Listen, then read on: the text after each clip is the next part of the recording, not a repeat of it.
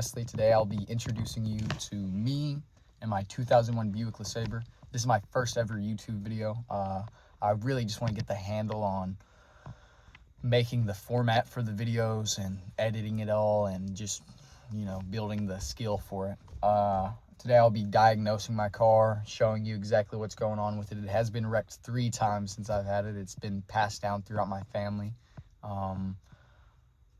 Currently I have a few tasks to run today, and I'll just be practicing on how I'll make these videos. But without further ado, let's get started. All right, so I got everything ready, snow cleared out around it. I'm done for all my tasks today, except for later on in the afternoon. I'm gonna show you all the major problems that I have with it. Actually, come right this way, I'll show you now. Turn this camera around. And this Buick LeSabre was my great grandmother's. Her name was Mimi. She bought it in 2003. Oh my goodness, this ice is slick. Almost wiped out there. She bought it in 2002, 2003 when it was freshly new. She gave it to my grandmother.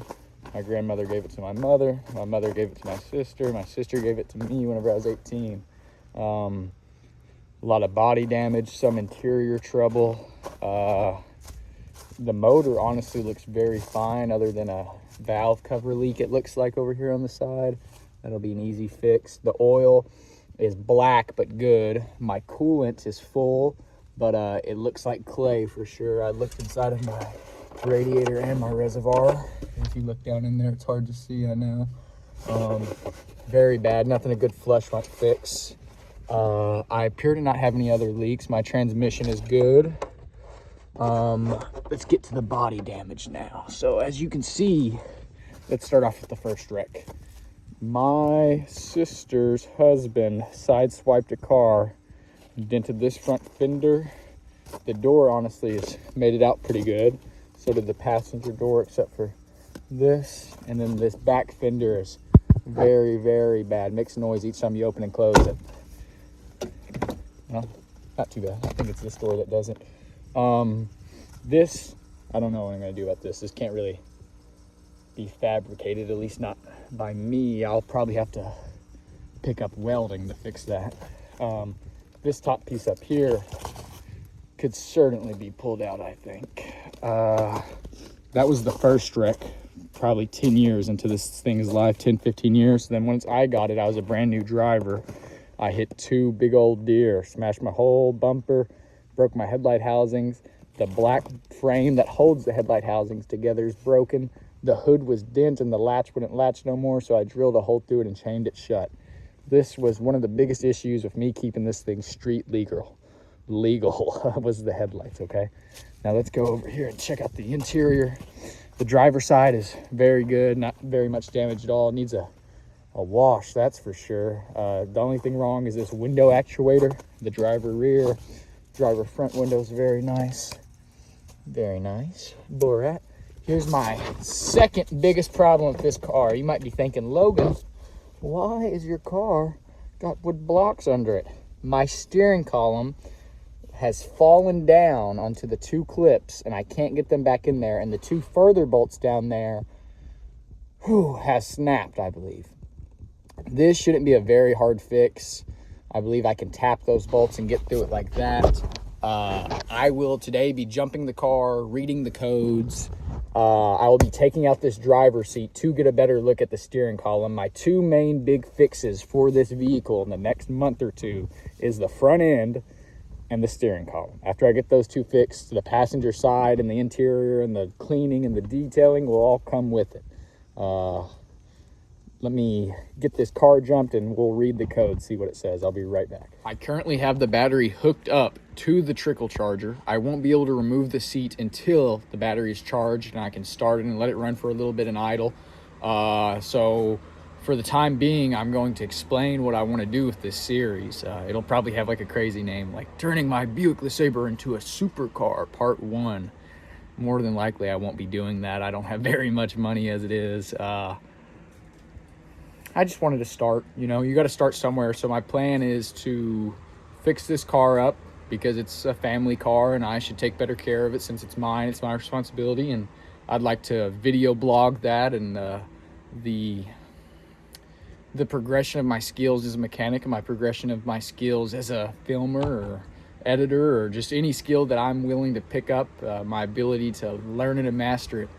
And maybe I can get some advice from y'all what I should do with the steering column and things like that, something. So I'll probably have detailing videos, something like Chris Fix, a little bit like Donut without all the money, you know, for the time being, and we'll see where it goes from there. I'll get back with you whenever that battery starts. All right, so sadly I couldn't get the battery to trickle charge or jump in any way. Normally it doesn't take as long as it was taking, so I took it out. It feels a bit lumpy on the sides, especially because of the age. It looks like it is, I can't really tell. It looks pretty good, honestly.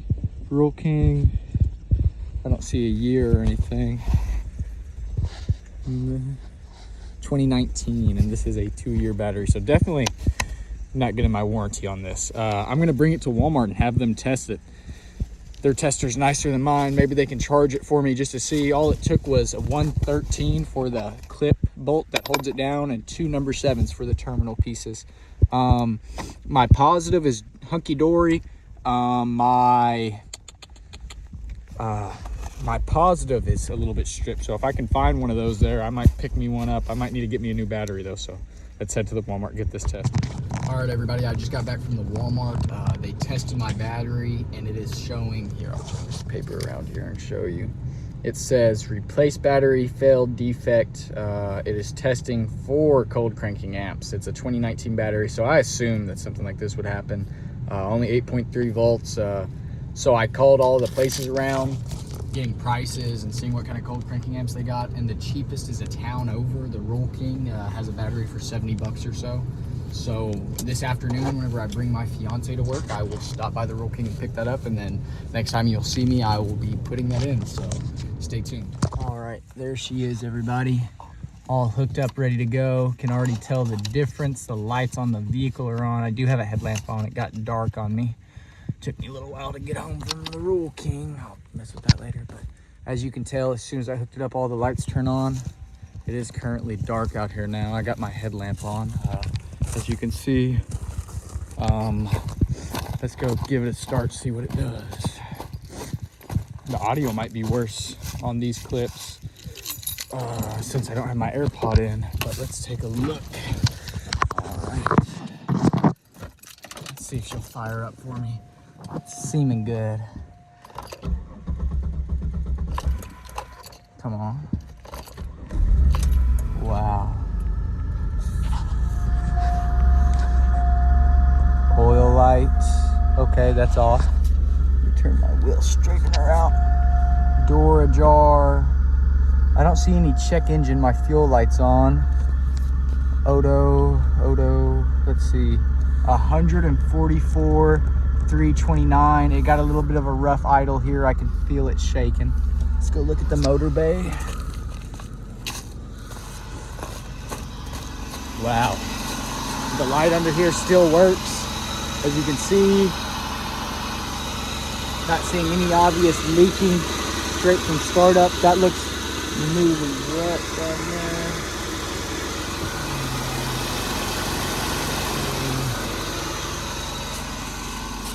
Let's see what the RPMs can do. All right, let's take a look. Oh.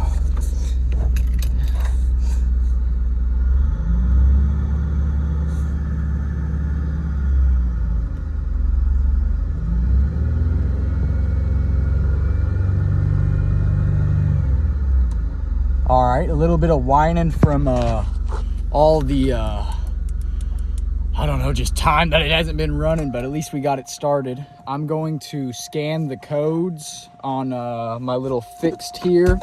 The only problem is I only have one phone to check the codes on, so I'll have to tell you what I find instead of show you. So I'll be right back with that. All right, so I have good news and I have bad news. The good news is the check engine light is clear. There was no check engine light. There were no codes. There were nothing along those lines. Everything computer-wise on the Buick LeSabre is A-okay. We put in a battery today, got that going. At least it'll start. We can start on our front end and our steering column and all our fluids. next video probably more than likely do the steering column and the fluids. If you have any advice or critique on my video itself, and I would have greatly appreciate it in the comments. I gotta slow down a little bit. Greatly appreciate it in the comments. Leave a like, subscribe. Let me know what you think about the steering column. If you've had any trouble with it, let me know. Just anything, really. I don't care. I need some haters, you know what I mean? Get some haters in the comments if anybody sees this. If anybody sees this that I don't personally know, and that I don't, you know what I mean? Somebody sees this that isn't close to me, just know that Christ is Lord, my friend. Christ is Lord. Y'all have a great day, and I'm sure I'll be back at some